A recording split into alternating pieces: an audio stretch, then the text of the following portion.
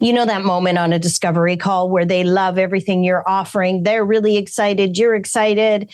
And then you have to talk about the price. And suddenly you're the one who feels uncomfortable, like you're asking for a loan instead of offering help. It's not your fault, by the way. You just never learned the aligned approach. That awkwardness is exactly the reason they don't enroll. Not because the price is too high, but because you made it feel like a big deal when you tried to introduce it. So here's the conversation, word for word, question by question, the exact words that make your price sound like the most normal, confident thing in the world. No awkwardness, no icky feeling, just a yes. Today, we're going to stop having awkward money conversations. Here's what's important. Why the how we frame the money talk is the actual problem and not the price itself. Here's what you need to hear before we get into the questions you're going to want to use. Most of the scripts you have probably seen were written by the bro culture, and they're just not a fit for coaches, ever. You became a coach because you're good at helping people, not because you wanted to muscle your prospects into buying your offer. I get it. I've spent 30 years in sales and 10 in coaching, and sometimes I still stall before starting the investment conversation. I have to remind myself, as well as almost everyone I work with, that the money is just an energy exchange for the solution.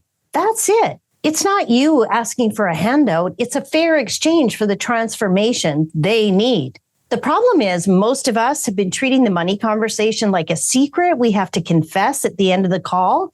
And people feel that. It's the energy around the conversation. And that's what they are saying no to.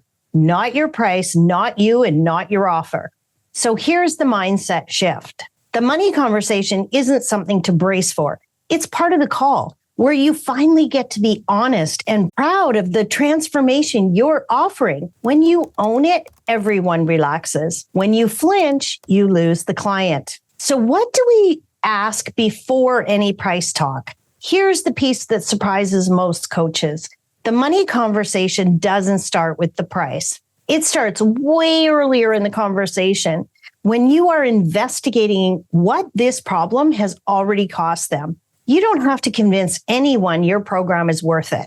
Your prospects are going to convince themselves if you ask the right questions at the right time. So the first money question is this: what have you already tried to solve? Or what have you invested for a solution in the past?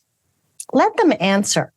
Then the follow-up: what did that cost you? Or how much time and money did you invest into that solution? These are very natural, very conversational questions laid out in a calm, direct, curious tone. They are doing two jobs at once.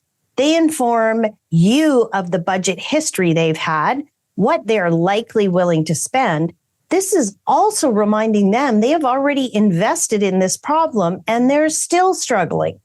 The pain and frustration of their result is what they will begin to remember, which tends to propel them towards a solution. Then you can ask the question that really does the selling for you.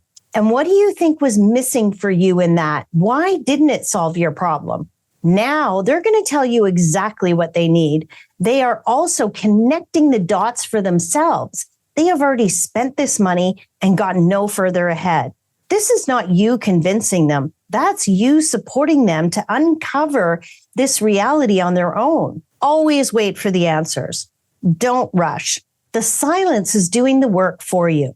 Next is the question that makes the price feel small. It is the money conversation's secret weapon. It's the question that makes your price look like nothing in comparison. So here's what you're going to ask. If nothing changes in the next 6 months, what does that look like for your life, your family, your happiness? This isn't a scare tactic. It's honesty. Problems have costs. They need to see the cost before they invest in the solution. Then the flip side of this question is, if this problem disappeared tomorrow, what would it be worth to you? In dollars, in peace of mind, in time. Give them space to answer in detail. This is where their eyes start to change because they're not hearing your pitch. They're hearing their own reasons to say yes. By the time you get to the offer, they've already told you the problem is expensive and the solution is valuable to them. These questions actually do the selling for you. You're not convincing, you're uncovering. This is one of those places in my aligned training that I have diverged far away from other programs out there. It's important to know that you are not selling your program or method or the pricing. You are, in fact, bringing people to the solution. And what that is worth to them is important. They have already told you it has and continues to cost them to not solve their problem. So money is just a side note, not the main course. Because they're enrolling themselves, I don't offer up the price. I go from them realizing that this is their solution right into the enrollment. At this stage, I go back and I summarize what they've already divulged to me during the entire conversation. With this, I'm ensuring they know that I 100% understand what they're struggling with, and I confidently hold the solution. What I might say next is, okay, we've established that X is a struggle, and this program is uniquely designed to solve this for you. Would you agree with that? Again, give them the space to answer. They may say something like, it sounds like it, but I'm not sure. Here's where we simply ask more questions. Sure. What is it you have a question about? Much of the time, their fear around affordability is what they're thinking, or they may think or not say it, but often it comes out something like this. Well, you've not yet told me what the price is. This is where I like to ask. Let me ask you this. If the price was $0, do you believe this is the solution? Let them answer, because it will either be a yes or another objection will come out that you will have to deal with before moving on. Again, I still do not disclose the price yet because I want them to straight up ask me. At this point, they're all in their head about the money, which is not a bad thing. Most people guess the price way higher than it is in most cases. When they finally do ask about the price, there's a precise way to lay out the next step. And this is really important. Say it without flinching. The actual price conversation, here's the thing most coaches don't know. How you say the number matters more than the number itself. Let me say that again. How you say the price matters way more than the actual price. Here are 2 rules to follow at this stage. First rule, don't bury it. Don't soften it. Don't say it's sort of, kinda, or it's only. Because the moment you apologize for the number, you've told them it's too much. Say it like it's the most normal thing in the world, because to you it is. It's not a dollar amount. It's a transformation, and you must be confident it is their solution. Second rule, say it once and then stop talking. Don't fill the silence. Don't start listing everything they get.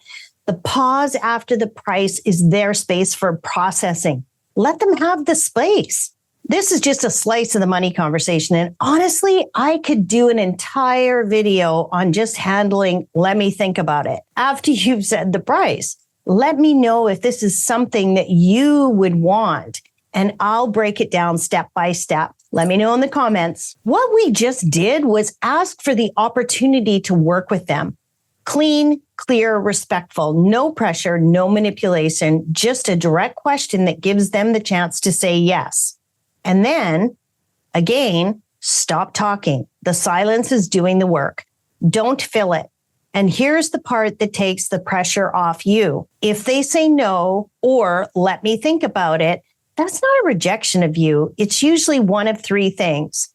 They need more information, they're not clear on the next step, or there's an objection they haven't admitted yet. Your job is to find out which one it is. This is the question I use most often in this case. Of course, what is it you'd like to think through? Is there a question I haven't answered yet? That question surfaces the real objection. Then you can address it honestly, calmly, and without pressure. And sometimes they end up enrolling right then and there. So here's your takeaway for today. The money conversation isn't something to survive. It's where you get to be honest, and that honesty is what makes them say yes. New clients or not, they should never walk away from your call empty-handed. And they should never walk away from feeling like you were uncomfortable talking about your worth, because you weren't, because it's not awkward, because you have the transformation they need. So here's your homework from this video. Before your next discovery call, I want you to write out your money questions, what they've already tried, what doing nothing costs them, as well as what the solution is worth to them. My questions work for me because they're in my voice. You want to find yours. Practice saying your price out loud, calmly, until it feels like the most normal thing in the world, because it is. If this video has helped, please like and subscribe and turn on that notification bell, because I am going to keep breaking down these steps one at a time every week. I'm April. Your transformation is needed in the world. Once you believe that, you're never going to feel icky again.